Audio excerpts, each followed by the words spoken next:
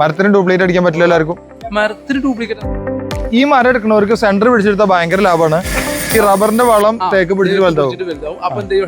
അപ്പൊ വീട്ടിൽ മരത്തിന്റെ കൊണ്ട് ഫർണിച്ചർ ഉണ്ടാക്കുമ്പോ ആലോചിക്കുക 100 കൊല്ലം തൊടുപുഴ ഈ രാജപേട്ട അധികം തേക്കുകള് ടെമ്പറും ക്വാളിറ്റി. നിലമ്പൂരാണ്. നിലമ്പൂര് വന്നിട്ട് നമ്മൾ കുറച്ച് തേക്ക് എടുക്കാനുള്ള ശ്രമത്തിന്റെ ഭാഗമാണ്. അപ്പൊ ഫർണിച്ചറിനാണ് ഇപ്പൊ തേക്ക് എടുക്കുന്നത്. ഇതിപ്പോ ഒരു 8 കൂബിയാണ് ഈ ഒരു ലോഗ് ഉണ്ടാവുക. ഈ ലോഗായിട്ട് എടുത്തിട്ട് നമ്മൾ മില്ലുണ്ട്, അവിടുന്ന് അത് സൈസ് ആക്കുകയാണ് ചെയ്യുന്നത്. മരം എടുക്കുമ്പോൾ പ്രത്യേകിച്ച് ഫർണിച്ചറിന് എടുക്കുമ്പോൾ 17 ഇഞ്ചും 20 ഇഞ്ചും 26 ഇഞ്ചും ഒക്കെ ഉപയോഗിക്കാറുണ്ട്. വലിയ 100 ഇഞ്ച് വണ്ണമുള്ള മരങ്ങൾ മാത്രമല്ല ഫർണിച്ചറിന് ഉപയോഗിക്കുന്നത്. ഇപ്പോഴത്തെ ഈ ഒരു കോമ്പറ്റീഷൻ കാലാവസ്ഥയിൽ ഈട് നിൽക്കുന്ന മരങ്ങൾ 25-30 വർഷം പഴക്കമുള്ള തടികളാണ് ഉപയോഗിക്കുന്നത്.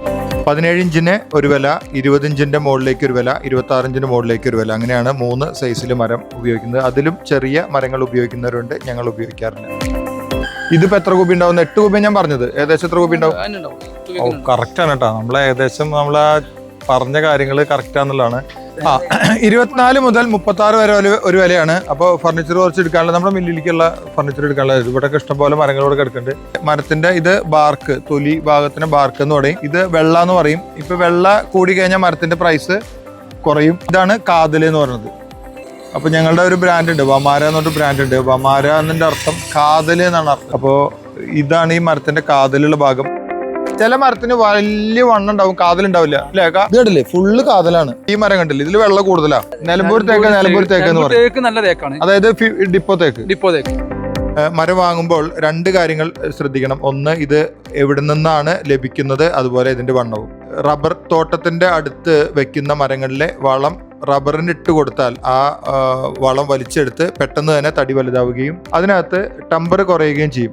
അപ്പോൾ ഇത്തരത്തിൽ ടെമ്പർ കുറഞ്ഞ മരങ്ങൾ പെട്ടെന്ന് തന്നെ 10 വർഷം കൊണ്ടും 15 വർഷം കൊണ്ടും ഒക്കെ വലിയ മരങ്ങളായി മാറുകയും പക്ഷെ ഉപയോഗക്ഷമമല്ലാതെ ഇരിക്കുകയും ചെയ്യും.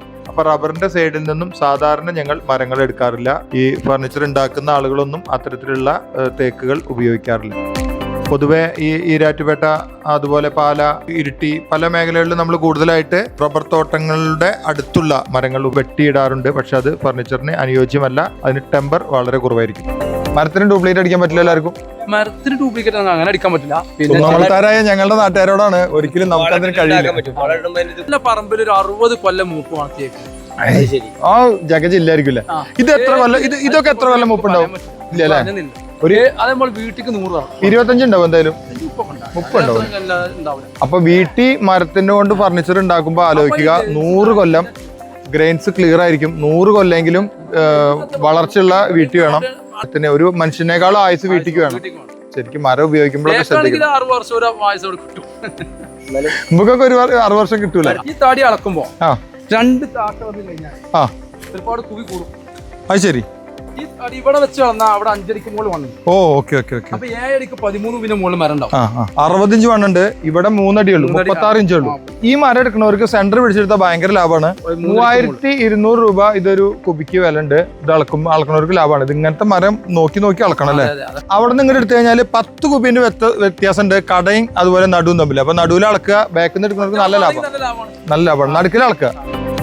ഇനി ഒരു കാര്യം കൂടി പറയുകയാണെങ്കിൽ, മരത്തിന് കാര്യമായി പ്രൈസ് ഒന്നും ഇതുവരെയായിട്ടും കൂടിയിട്ടില്ല. ഒരു 10 വർഷം 15 വർഷം മുമ്പുള്ള വില തന്നെയാണ് ഇപ്പോഴും മരത്തിന്റെ ഫർണിച്ചറുകൾക്കും അതുപോലെ തന്നെ മരത്തിന്റെ ലോഗിനും സൈസിനും ഒക്കെ വില.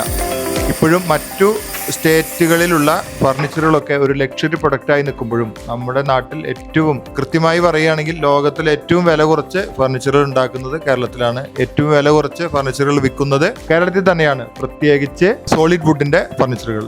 മറ്റു സ്ഥലങ്ങളിൽ പോയി പർച്ചേസ് ചെയ്യുമ്പോഴാണ് ഇതിൻ്റെ ഒരു വ്യത്യാസം നമുക്ക് അനുഭവിക്കാൻ കഴിയുക. ഫർണിച്ചറുമായി ബന്ധപ്പെട്ട്, മരങ്ങളുമായി ബന്ധപ്പെട്ട് എന്തെങ്കിലും സംശയങ്ങളുണ്ടെങ്കിലോ നിർദ്ദേശങ്ങളുണ്ടെങ്കിലോ കമൻറ്റായോ അല്ലെങ്കിൽ ഈ കാണുന്ന നമ്പറിലോ കോൺടാക്ട് ചെയ്യാവുന്നതാണ്.